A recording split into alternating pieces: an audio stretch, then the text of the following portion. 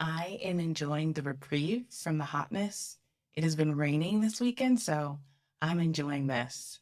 So today, what I wanted to talk to you about is is your resistance worth it?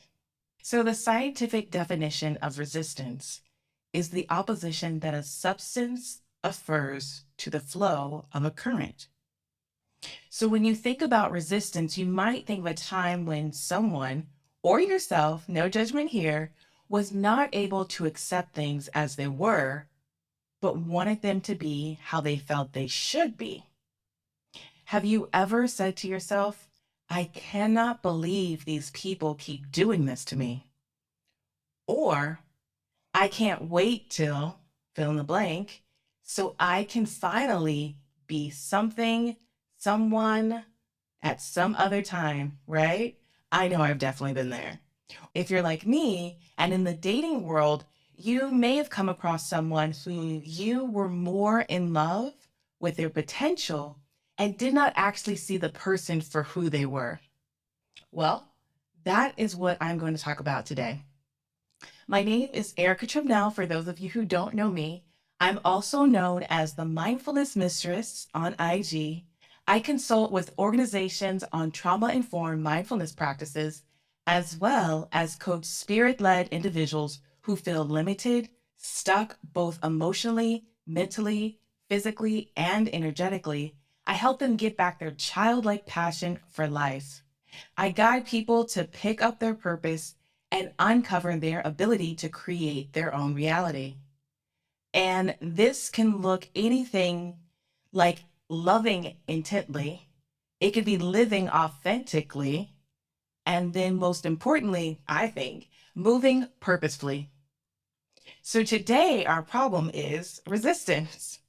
Most of our minds are trained to be these complex, beautiful structures, and subsequently, our complex ego brain expects certain realities that are not always available to us at that time. So, upon researching, I uncovered that resistance is actually a biological response and it's a protection mechanism. So, based on your past training, you are responding to a new trigger, a new environment, um, a new person with possibly resistance because of your past. So, I want you to know that it is completely natural to have resistance, but resistance without understanding, that means that the past is constantly controlling your life. So, not everything you learned growing up is helpful to your growth and development now. When we talk about resistance, let's be clear it's not the person, the place, or the thing that is the problem. It is how we react to it internally. If someone makes a crappy complaint about you and you shut down and feel terrible, they aren't the problem. It is you shutting down because of the comment is the problem. Things we can be in resistance to can be when we're resistance to life's changes. It could be when we are resistance to God's plan for our life because maybe we feel a little bit uncomfortable or we assume it's out of our wheelhouse. We can be in resistance to letting go of things and people who no longer serve us. We can also be in resistance to how someone loves us. Resistance is an inability to deal with the reality of the moment. And by doing this, resistance, what can already be a difficult situation, can get even worse. Let's say you've been fired, right? So denying the fact that you've been fired doesn't really help you get a new job. And most often than not, it'll make you feel worse and make you feel miserable. You might go down that negative cycle that we talked about in a few other videos. And it also will make it a lot harder for people to want to be there and support you. What about those of us who get upset when there's traffic? I know when I lived in the Bay Area, that was definitely a thing. But think about it. You could make a long commute even longer in your resistance. It's a lot easier if you just accept that there's traffic, that there is nothing you can do about it, unless you have ways. So there's really no use in punishing yourself or getting angry about it. You can actually sense the difference in your body, in your heart rate, the muscle tension, and emotions when you're in resistance. In fact, due to the high energetic cost of resistance, it triggers the part of your brain called the amygdala. The amygdala is responsible for our fight or flight response. But if you are in resistance for too long, the body cannot maintain these high levels. And this can cause the body to go into exhaustion or worse yet, disease. Now, it reminds me of a Buddhist saying or theory, I'll say philosophy, and it's where suffering equals the amount of pain times your resistance. So you may be going through a painful experience in your life right now, but refusing to accept it will simply increase the pain you are feeling now. So let's dive in to some ways you can overcome resistance. The first way I have for you is to be present. You may not be aware of the resistance because, like I said, it's an unconscious process that happens on it's an unconscious process. You may not be aware of your resistance because it occurs at a subconscious level.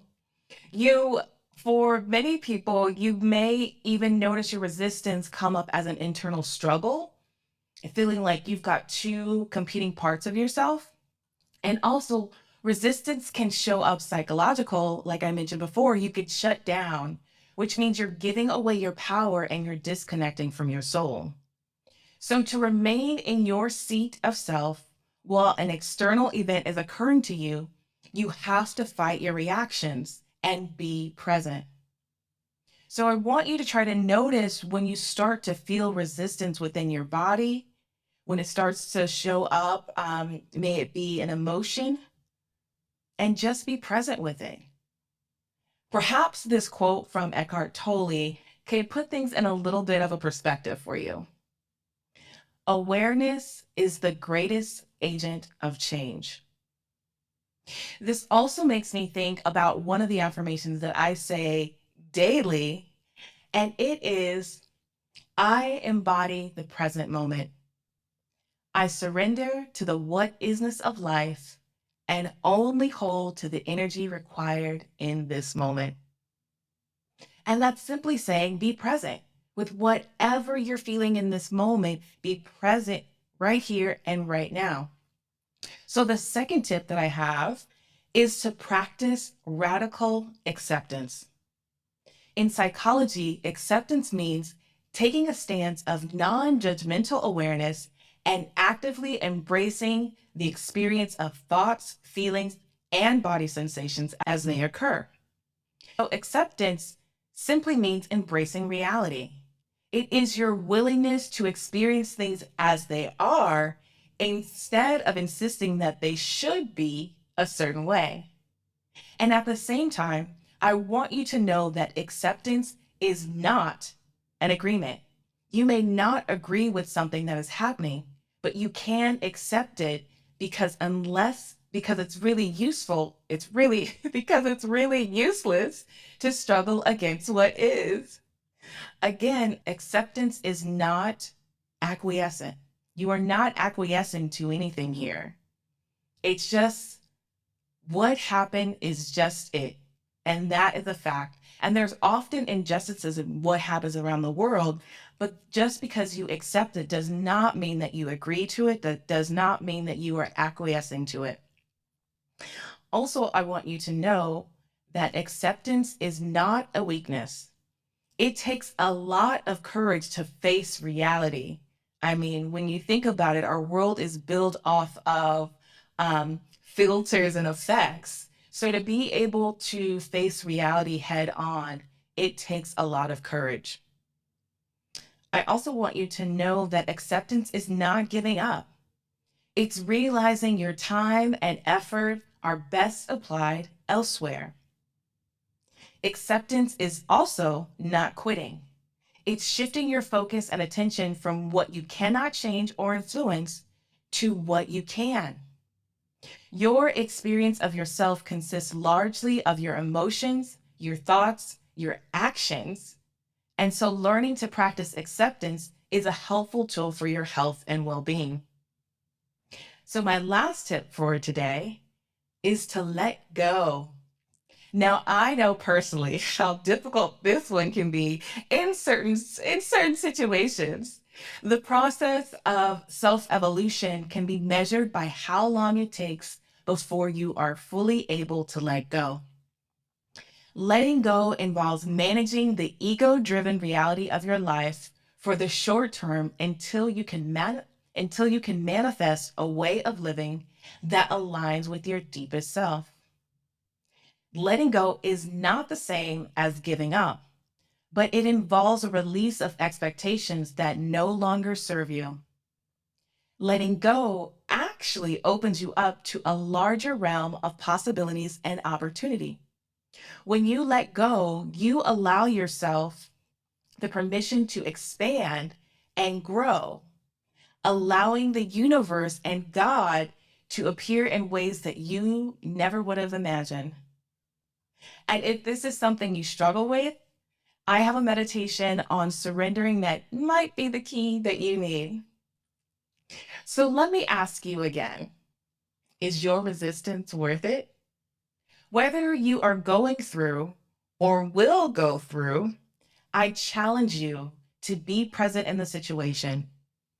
Practice wild acceptance so you can move forward and not be hindered by internal thoughts, emotions, and perceptions. And lastly, let go.